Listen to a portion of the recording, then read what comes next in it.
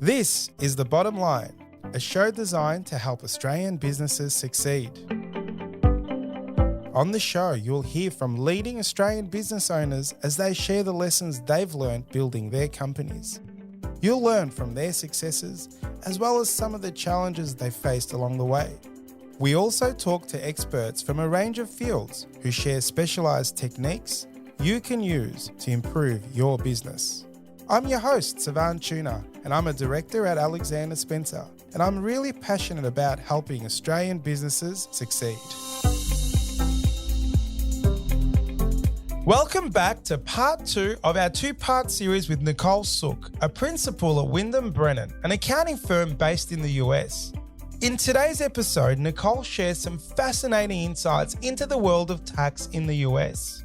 You'll hear Nicole discuss the impact of technology in business, the importance of staying up to date with changing US regulations, and the benefits of seeking professional advice when it comes to establishing your operation in the US. Let's jump in.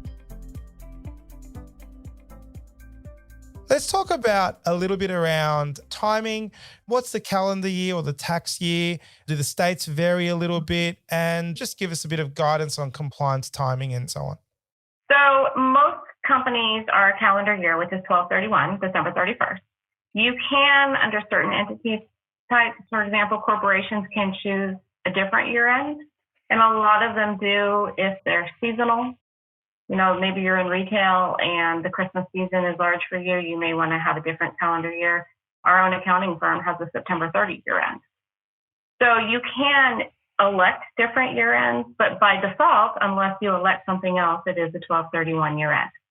And your tax return, if you are a pass-through entity, for us, I don't know if you have the concept of pass-through entities, but we have entities here in the US, we have partnerships and S corporations where you report the income on a business income tax return, but all the income actually gets pushed out and the individual owners pay the tax. So those pass-through entities, the tax returns are due 2.5 months after year end. So for us, that's March 15th, if it's a calendar year end, and they can be extended 6 months. And it's an extension of time to file, not to pay, so you still have to clean up any taxes are due. Corporations and individuals are due 3.5 months after year end. And all individuals are calendar year 12/31. There's no exception for that. You can't, as an individual, choose a different year end. But if you're a December 31st year end taxpayer, then your return is going to be due April 15th, and you can extend for 6 months to October. There's a couple of exceptions. If I am a U.S. person and I'm working abroad, so let's say I'm an expat and I go work in Australia, if I am overseas that year, the IRS will give you 2 extra months, because they figure it takes more time. So you may have till June 15th and can extend till December 15th. It's a little bit different. And the penalties, I know just watching TV and American movies and so on, I know the penalties can be quite severe, and I've heard jail and things like that. Tell us about penalties and really, are they there to deter and are they really enforced, or just talk us through how strict the government is around filing on time and so on? The penalties for just general failure to file are only severe if you owe tax. If I file a return that was due 5 years ago and there's no tax liability, there's no penalty for a corporation or an individual, because the penalty is assessed and the interest is assessed on the amount of tax due. So if I don't owe anything, then I am not going to have a penalty. Now, one thing we have to be very careful of is that, the general statute of limitations is 3 years. So if I file a return 3 years from now, the IRS technically really can't come back and audit it or touch it. But that also applies to if I have a refund coming to me and I go past 3 years of filing a return. Like, for example, say I had a wage and I had withholdings withheld and it was too much, and I never filed a return to recoup that refund. After 3 years, that's lost. I don't have the ability to go back and file for that refund. So you do want to stay up to date, but if you file a few months late, it's going to be some penalties and interest. It's not going to be overly severe. The only time it may be severe is if you file a return and then you amend it and you have what's considered a significant understatement. So let's say I filed a return and I said I only had $100,000 of income. And then I amend my return and now all of a sudden I have $500,000 of income. They may assess me a 20% penalty for that understatement. So you have to be careful of that. But we have clients that sometimes they didn't know they had to file, or they get behind, and we help them get caught up in those situations. The biggest penalties are for failure to report foreign income tax or foreign bank accounts or foreign companies. The foreign reporting penalties are quite severe. One of the most severe is if I'm a U.S. entity and I have a foreign owner and I'm required to file Form 5472 and I do not, the penalty is $25,000 per form. Wow. So let's say I'm a U.S. entity and I have an Australian parent. I didn't report that I have that Australian parent. That's a $25,000 penalty. But let's say that Australian parent also has a UK subsidiary that I also do business with as the U.S. I may have to file a 5472 to report those transactions as well. That's another $25,000 penalty. If I am a U.S. person and I have a foreign subsidiary and I don't report those, that's a $10,000 penalty. If I'm a U.S. person and I have foreign bank accounts that I do not report, it's $10,000 per account. Wow. We've seen people with penalties of excess of $1 million. Now, if it's due to I just didn't know, we can help with that. There are some processes that the IRS, has come up with, some streamlined processes and some ways to go back and say, look, we just didn't know, nobody advised me, we're getting caught up. And generally, we'll go back and catch up for 7 years. And again, it may not have any impact on your actual income tax return. That is just all foreign reporting. We all know back in the day that people held their money in a Swiss bank account or down in the Cayman Islands. Well, Switzerland is not the place to put money anymore because they now report all of that back to the United States. So if you don't report it, the IRS knows that you have those accounts. And it's actually not even the IRS that you file a lot of these foreign reports with. Some of the bank account reports are actually filed with FinCEN, which is the same unit that oversees money laundering. So it's the Financial Crimes Enforcement Unit. So they know, and then they communicate with the IRS. So the general failure to just file your return is not so severe, but if you have any sort of foreign connection, those penalties can add up greatly. To our listeners, obviously, if you do go into the US, you will be considered a foreign owner or foreign in some way. And they're the penalties that could be significant. So, be prudent, make sure you do your homework. And hopefully this episode gives you some insight into that. I want to go back through. We do have the flow through entities. We call it a partnership. I know that in the US, you have a trust. The way trusts work for us is also a flow through entity. So just on that, I know you're not an attorney, but can we set up a company in the US? Can it be a sole director as an Australian person, or do we need to have someone there that is a representative, a US citizen of some sort? No, you can have 100% foreign ownership. That's not a problem. It can be one person. It can be multiple people. Okay.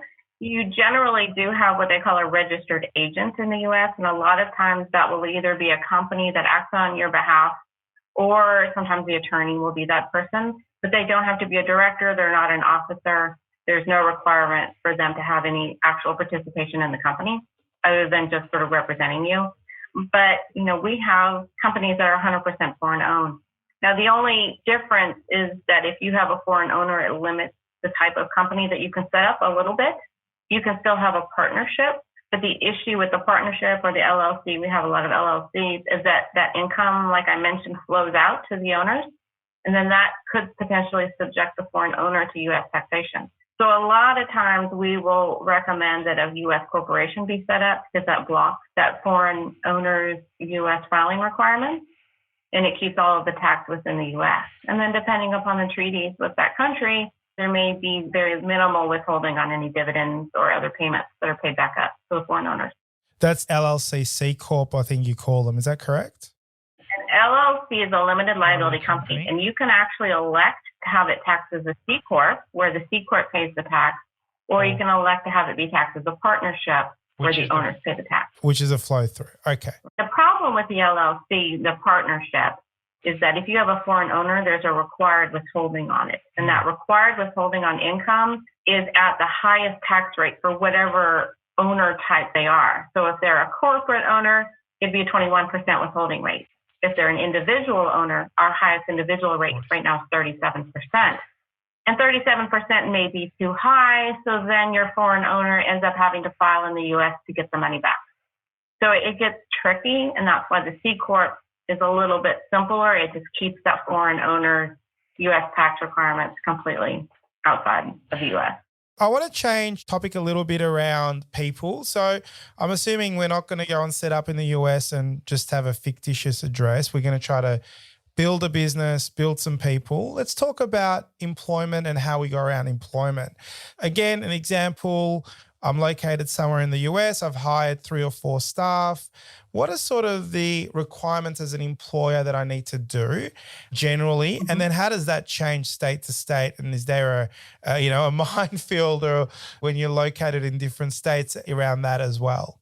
You can employ people one of 2 ways. If they're true employees, and the definition of a true employee is that you control their job, you give them supplies to do their job. They're generally not doing the same work for somebody else. Then they become employees and you have to you pay them a wage, and from that you collect federal and state withholding, as well as social taxes, which is Social Security and Medicare. And that's required to be collected. Now the company will pay half of the Social Security and Medicare, and the employee pays the other half, and it's all withheld from their paycheck. And this just guarantees that, they're going to pay their proper taxes, and they'll file a return, and they maybe do a refund, or they may owe more, depending on how much was withheld. But the other part of it is that in the U.S., we don't have a free healthcare system. So most employees will expect healthcare benefits to be paid.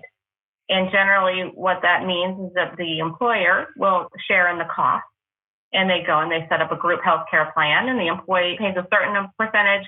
The employer pays another very large percentage. And they don't have to offer it. But if you're trying to attract talent and you don't offer those benefits, they're going to look elsewhere, because most companies do offer those benefits. Benefits range all the way from health insurance, which includes dental and vision. Our company actually offers pet insurance as a benefit. Dependent care is a benefit as well. If you have to put your children in daycare, that's a benefit. And in the state of Georgia and federal, there are credits for that if the employer provides those benefits. So there's a slew of other things other than I'm just going to pay you a salary. You have to determine all of the other benefits that they're going to want. We also have retirement plans, 401k, where the employee will invest into that and it comes out of their paycheck. And the biggest thing we hear when foreign companies come into the U.S. is that hiring the people is not the problem. All of the HR, the human resources around it. And there are companies, when you come into the U.S. and you only want to set up a few employees, there are what we call PEOs, they're professional employment organizations, where there are companies out there that will act as the employer of record so that they handle all of that for you. You just pay them, they pay the salaries, they issue all of the quarterly payroll returns, they pay the appropriate federal or state authorities, they handle the benefits, they do everything. So a lot of our foreign entities, that's what we advise they do. Because if you're only going to have 3 or 4 employees or, even 10 or 20, that's a big burden for the employer to have to maintain all of that on their own. And with the retirement plan, is that mandatory or does the employee choose how much to put aside? You generally have to offer it to everybody. That would be the only exception. Some companies do have a certain, a vesting time period, saying you're not eligible for maybe 6 months or a year. Yeah. Most companies will offer it from day one. So the only requirement is it does have to be offered to all employees, but it's up to the employee whether or not they want to contribute to it and how much. And a lot of companies will actually, as another benefit, will match a certain amount or up to a certain amount. They'll say if you put in 3%, we'll match 2% or 3% or whatever it is. But it is not required. It's just, sort of strongly advised, especially for younger people. We have a mandatory insurance in Australia that's linked to employment. It's called work cover. It's to protect the business from, if there was, in an example, a manufacturing plant, someone kills himself pulling up some racks or whatever, and it's mandatory. It's sort of a bit like your car registration or car insurance. You must have it kind of thing. It's called workers' compensation. Yep. And it's the employer has it and carries it and pays for it so that if anything does happen that's work-related, then that does cover the employee. And that's mandatory, correct? Paid for by the employee. Yeah, oh. It is mandatory. Yeah, and another thing, we have unemployment insurance as well. And there's a federal unemployment insurance and a state unemployment insurance as well. So again, that goes back to the states. They have their own little set of taxes, but both of those are required. It sounds very similar to Australia, a few little nuances and differences, but overall very similar to how we operate. What advice do you have to an Australian company wanting to take first few steps? What are the first few things you'd say to them before they go and take the plunge? Don't do anything until you determine the structure that you want to be, because that's the hardest thing to change. If you come in and say, well, I've heard about an LLC, and so I'm going to go ahead and set up an LLC and then we'll deal with it later, that's when you get into issues because maybe the LLC is not the structure that you want. And if you get stuck in it, you might not be able to get out of it. Or if you do come in and say, I'm going to be an LLC and I'm going to go ahead and I'm going to make the election to be a C Corp. And then your tax advisor says, no, you know what? This is real estate. You probably really should have been an LLC, but you can't change back for 5 years. So now you're stuck. So the biggest thing is before you set up anything, talk to your tax advisors, talk to your attorneys and your tax advisors and ensure that you get the right structure from the beginning that's going to be most beneficial for running the U.S. company, but also for the owners, the foreign owners. My last question, obviously, let's say we've established in the US, it's foreign owned, I'm the officer of that company, and I want to start to travel to the US, see how my company's going, come back, go and come back. You may not be able to answer this as sort of a visa question. Does that kind of impact our visa, the purpose of the visit? Does it start to put some parameters around green cards and so on? And what do people need to do? What advice should they seek? A lot of times people will say, if you're just going to come and visit for a few days, and even though it may be business related, you're just coming in on a tourist visa. That's okay. If you're only here for a few days, that's fine. It's when you start coming here and now all of a sudden you're working here, then the U.S. is going to be like, okay, who are you being paid from while you're here? Are you being paid by the U.S. company or are you being paid by the foreign parent? And now is that putting that foreign parent into, again, we talk about the permanent establishment, is that subjecting that foreign parent to U.S. tax because you're performing services on their behalf here?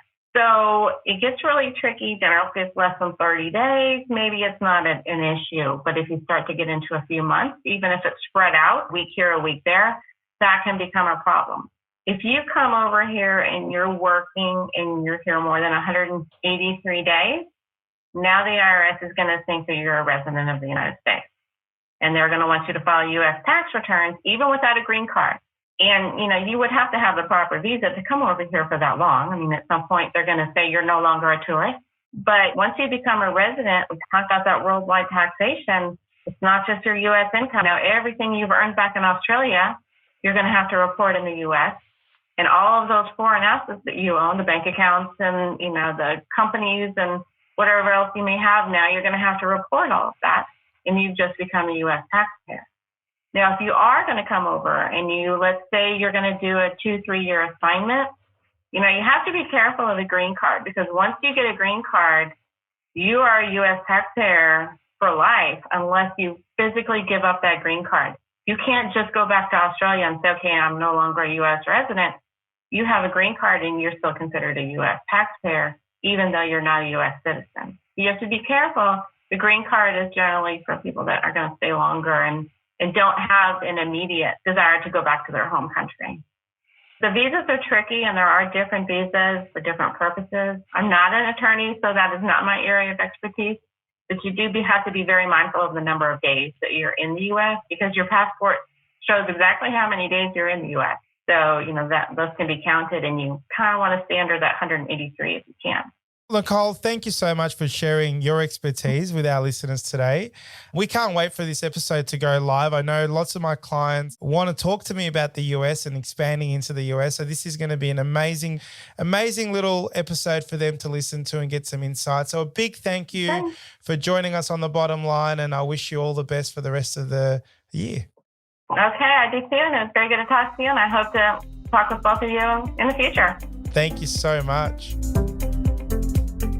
This is The Bottom Line, a show designed to help Australian businesses succeed. This podcast was produced by accountancy firm Alexander Spencer. At Alexander Spencer, we've been helping business owners realise their goals since 1952, and we play a pivotal role in developing, implementing, and supervising the business goals and strategies of our clients. To find out how we can help your business succeed, head to our website, alexanderspencer.com.au. To make sure you don't miss an episode of The Bottom Line, be sure to subscribe to or follow the show in your podcast app. And while you're there, leave us a 5-star review. It really helps others find the show. I'm Savan Tuna, and we'll be back next episode with more tips to help you transform your business. And that's The Bottom Line.